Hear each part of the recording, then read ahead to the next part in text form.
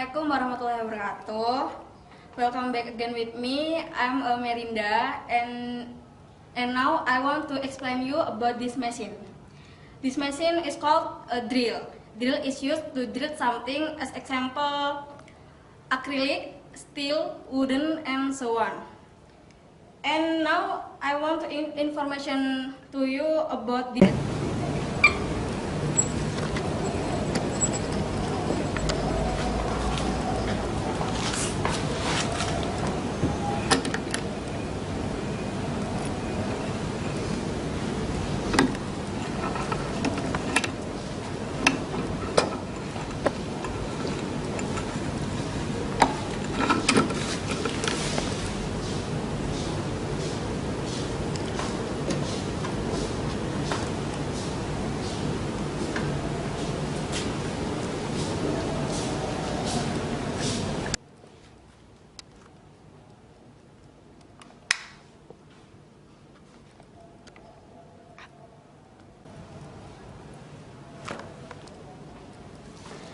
Okay, this enough to explain this machine. Thank you for watching, and don't forget to subscribe my YouTube.